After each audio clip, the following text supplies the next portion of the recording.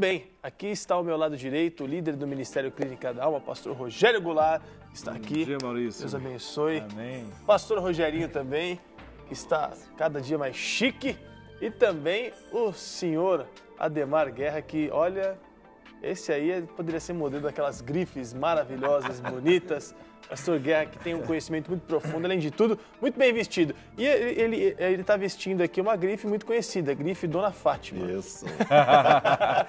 quem te veste hoje? É, a Dona Fátima. Grande abraço à Dona Fátima, que é a esposa do Pastor Guerra, e que é uma bênção. Sei que ela tem intercedido pelo meu ministério. O Pastor Guerra me trouxe o recado aqui. Que Deus abençoe muito você, viu, Fátima? Você é muito querida por mim e pela Luciana. Bom, guardadas as proporções do amor aqui que nós estamos emanando, isso tudo vem de um pai, né? E esse pai é Deus, e por isso a gente vai falar sobre paternidade hoje. Mais uma vez a gente vai falar sobre esse tema. É um tema que eu confesso, se a gente ficasse até o final do ano falando sobre ele, nós não esgotaríamos, porque a paternidade ela é algo muito abrangente, mas ao mesmo tempo que é muito amplo, ela é muito bem definida no coração da gente, né?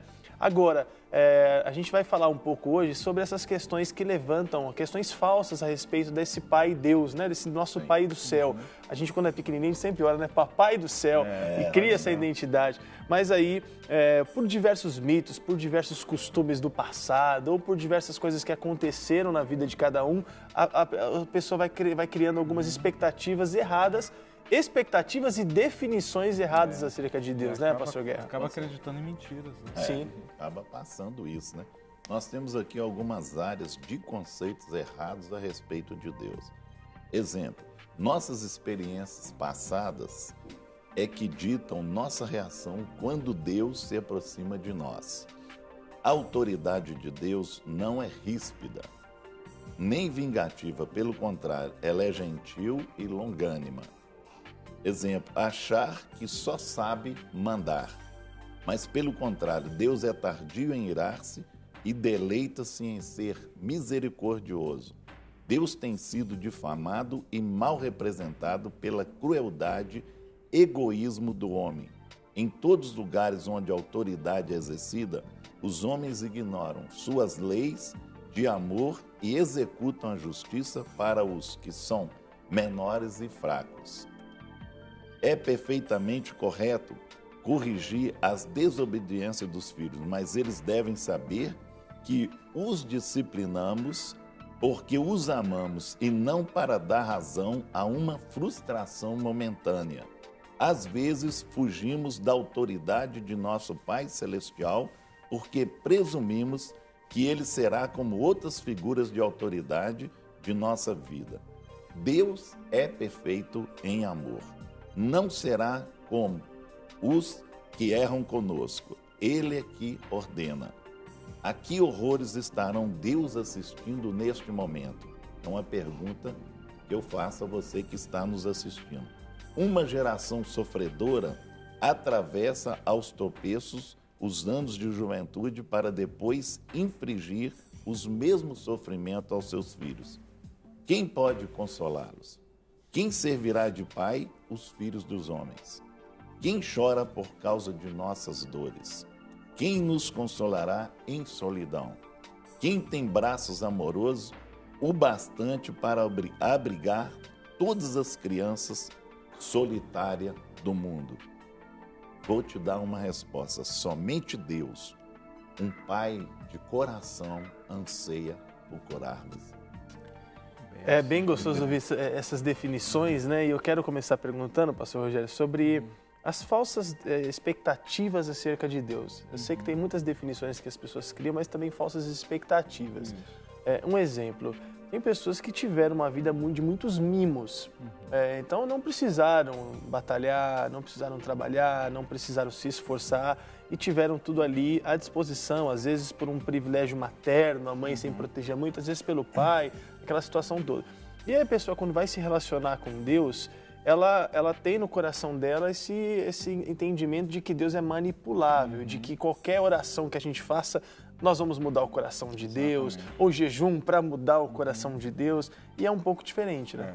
Por isso que hoje nós temos tanto na nossa sociedade pessoas que vão escolher muito mais se relacionar com ídolos ou com imagens, porque aí ele pode manipular, pode muitas vezes comprar com dinheiro. Sim. Agora, quando escolhe se relacionar com o Deus verdadeiro, Deus genuíno, ele sabe exatamente como nos disciplinar, em que área que nós precisamos amadurecer, em que áreas que nós estamos infantilizados.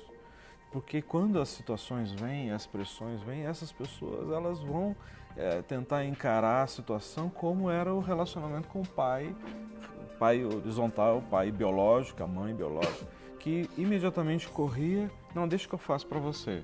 Não é? Então, todas as vezes que nós temos pais que isentam os filhos de passar por situações de dificuldade natural, né, das suas fases, né? Sim. E não deixa, muitas vezes, a criança, o filho tentar, errar, vai de novo, tenta, erra. Então, o que muitas vezes faz? Vai, assume e faz no lugar. E essa não é a melhor forma de nós ensinarmos, não é? Por quê? Porque Deus também faz conosco da mesma forma. A única forma de nós sermos amadurecidos é nós enfrentando as nossas adversidades, as nossas lutas, tentando, errando, aprendendo com o erro e aprendendo com a vitória também, aprendendo com as coisas certas que se faz. Né? A coisa certa não me dá, muitas vezes, o direito de eu menosprezar as pessoas, e o erro também não significa uma definição chamada fracasso. Não é? Errar não é fracasso. Não é? Errar é uma oportunidade de eu tentar novamente. Talvez sim, por um outro caminho, por uma outra forma. Então, muitas vezes, os pais que sempre evitaram qualquer transtorno, dificuldade, suprindo todas as coisas que os filhos necessitam, vão ter filhos não preparados para os dias maus, que a Bíblia fala. Sim. Todos nós vamos enfrentar dias maus. Não é? E aí, muitas vezes, vai encarar o dia mau como a tragédia, né? E não só isso, encara tudo que acontece de adversidade na vida como uma obra do diabo, como que algo que se fosse mandado pelo diabo. E na grande verdade, nós somos muito provados porque realmente algumas coisas são necessárias para moldar o nosso caráter, deixar a gente preparado, Exatamente. até mesmo para que possamos, né, pastor Rogerinho, passar para as pessoas quem é esse pai. E um pai é um pai que corrige. Quantas vezes eu lembro do meu pai da terra aqui, que ele dizia, não, você não vai, mas poxa, tá todo mundo indo, você não é todo mundo. Eu sei o porquê você não está indo, vem aqui. E conversava, e daquele ponto eu via que não estava indo exatamente por causa de alguns comportamentos pessoais meus. E ali, depois eu aprendi a remeter isso para Deus. E é como Deus faz conosco, né? Agora, nem todo mundo teve, às vezes, uma educação como esta, né? Eu quero aproveitar a fala que você disse com relação a esse esperar receber de Deus. Expectativa. A expectativa do receber de Deus. Nós hoje, infelizmente, temos uma cultura dentro da própria igreja de que nós temos que fazer para que Deus faça. Né? É aquela relação do me dá lá, dá cá. Da barganha, da troca. Então, Deus ele está muito além disso. Então, eu posso até espiritualizar, vou jejuar 40 dias para que Deus me dê um carro novo. Mas se não for o tempo de você ter um carro novo, o seu jejum de 40 dias, você pode aproveitar num tempo de relacionamento e crescimento espiritual em Deus, né? E não culpe Deus por não ter ganhado o carro novo. Porque Deus ele não está sensível à sua barganha. Ele está sensível à sua necessidade. Então, ele suprirá as nossas necessidades e não corresponderá o nosso desejo de barganhar com ele. Uau. Mas esse relacionamento, ele é um relacionamento que a gente herda do nosso relacionamento familiar com o nosso pai. Então, eu só vou ganhar uma bicicleta se eu passar de ano.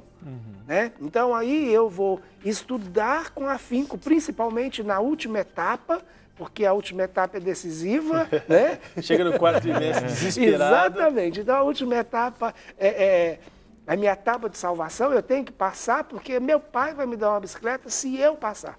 Então, esse nível de relacionamento onde eu tenho que fazer alguma coisa primeiro, para depois eu receber algo de Deus, uma compensação de Deus, isso deturpa a visão de um Deus que é gracioso, Sim. que é galardoador.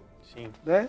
Eu achei interessante o que você disse, pastor Rogerinho, porque a gente tem esse pensamento de que a prosperidade ela é além da necessidade. Concordo com isso. Deus, ele supre as nossas necessidades. Mas ele também faz um povo próspero quando esse povo respeita princípios, quando esse povo entende o que é ser um bom administrador. Aliás, a Bíblia diz que Deus retém o esbanjador, aquele que é orgulhoso. Então, quando a gente olha para tantas pessoas prosperando e pensa, mas por que eu não posso prosperar? Será que você também tem apurado o senso de administração daquele que é próspero? Porque há um senso de administração muito grande daquele que é bom mordomo, daquele que é bom administrador, daquele que trabalha com afinco e buscando sempre agregar mais valores para dentro de si. E a prosperidade hoje em dia, na minha opinião, é o que menos define Deus. Porque Deus, ele é um Deus muito além de prosperidade financeira, é um Deus que é muito além de tudo isso. Aliás, ele é amor. E quando a prosperidade for definir amor, a gente está no céu já, porque não precisa mais disso aqui não. A Lindaura faz uma pergunta muito interessante, ela é de Uberaba, ela diz o seguinte: gostei muito do tema sobre o amor. Nós falamos de tudo um pouco, um programa de tudo um pouco inteirinho sobre amor. E gostaria que futuramente vocês falassem sobre a pessoa que não recebeu amor e que não sabe doar amor. Obrigado, Deus abençoe. Não, Lindaura, a gente vai falar agora, meu filho, nada futuramente não, porque isso entra na paternidade. A pessoa não teve a presença de um pai amoroso, logo ela não sabe o que significa amor. Aí às vezes acontece que a gente falou lá na primeira vez que a gente falou sobre paternidade. Um beijo a convence de qualquer coisa, um abraço a convence de qualquer coisa, porque no fundo há uma carência não sexual ou não afetiva, mas paterna, uma carência que é interna, né? Eu só vou dar um exemplo aqui meu. Eu fui criado num lar, assim, minha mãe, ela achava que beijo era porcaria, só pra você ver a forma que ela tinha visão disso. E o relacionamento do meu pai com a mãe, assim, eu nunca vi os dois se amarem, eu nunca tive essa presença, não. Mas eu sempre cresci, eu era uma pessoa amorosa, entendeu? Eu tinha essa essência em mim. Não conhecia Jesus ainda, mas eu tinha esse amor dentro de mim.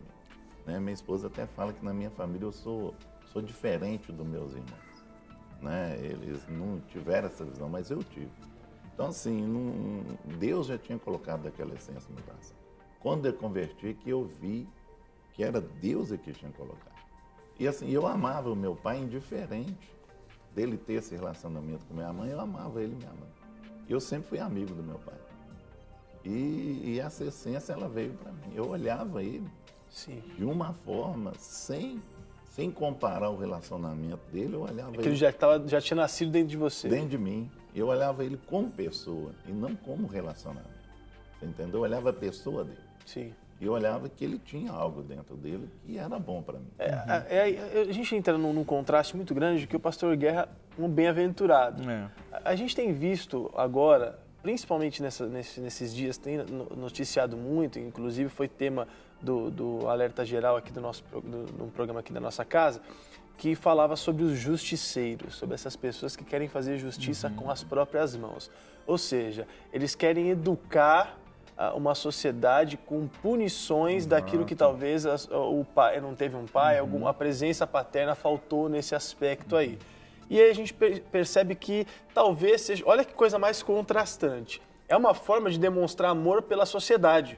A gente não quer uma sociedade que é à mercê do crime, que é à mercê da sem-vergonhice, daqueles que não trabalham e que roubam, então logo eles protegem a sociedade destes. Exato. Mas eles não têm um pingo de amor para com estes, para que esses sejam reabilitados. Não estou dizendo aqui defendendo bandido nenhum. Muito pelo contrário, bandido para mim ele tem que estar pagando aquilo que fez. Agora, a alma dele, a pessoa pode ser ressocializada, ela pode conhecer esse amor. Hoje você não acha que falta um pouco para a sociedade, Rogerinho, pastor Rogério, pastor Guerra, esse senso de um pai tratando com irmãos? Olha aqui, deixa que com o seu irmão entendo eu. Você não é pai dele, meu pai fazia muito isso com a gente.